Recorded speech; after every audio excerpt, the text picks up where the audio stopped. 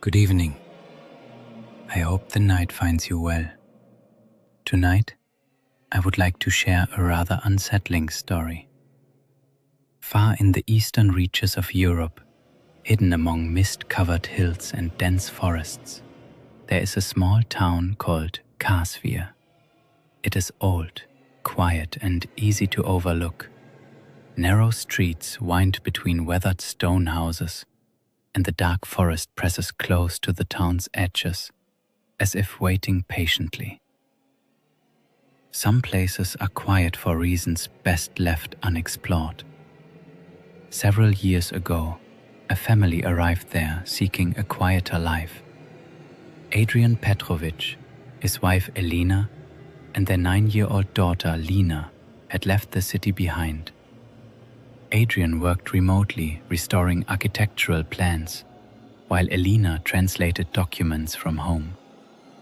The house they purchased stood at the very edge of town, where the forest began. It was tall, narrow, and long abandoned. The price had been unusually low. The agent simply said people preferred newer homes. At first, the house seemed ordinary. The rooms were oddly shaped and narrow hallways twisted through the structure, but the building itself was solid. Lena spent days exploring every corner. It was she who first noticed the symbols. They were faint scratches along the wooden beams near the cellar stairs. At dinner, she mentioned them casually. "They look like letters," she said. Adrian assumed they were nothing more than marks left by previous owners. The cellar lay beneath a heavy wooden door in the kitchen floor.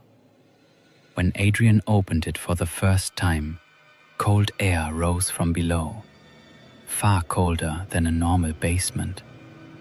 Stone walls lined the cellar, damp with age.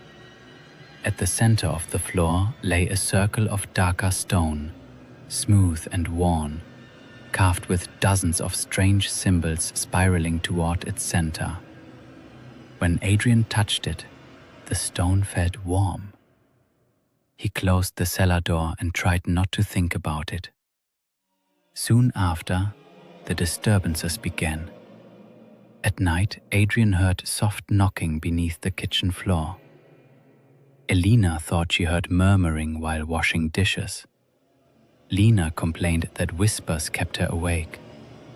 "They are under the house," she said quietly. One evening, Adrian returned to the cellar with a lantern. The symbols carved into the stone circle were deliberate, carefully etched spirals converging toward a single point.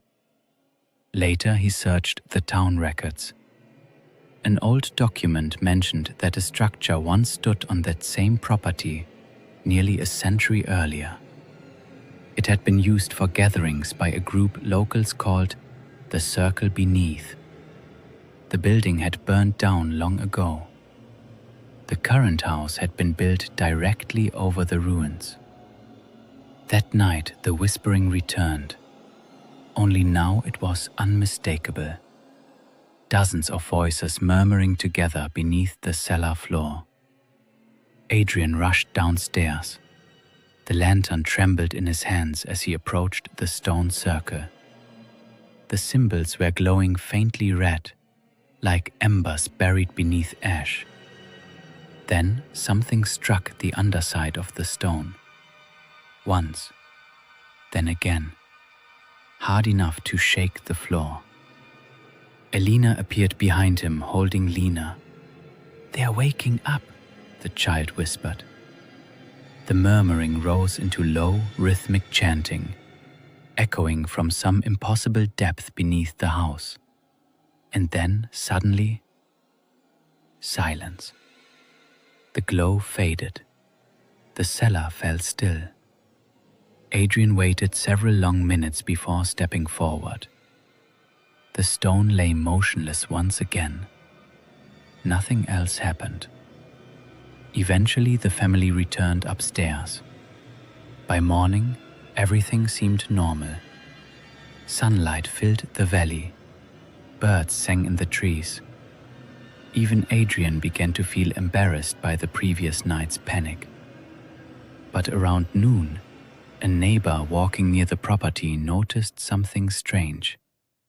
The ground beneath the Petrovich house had begun to sink slowly into the earth. The front door hung open.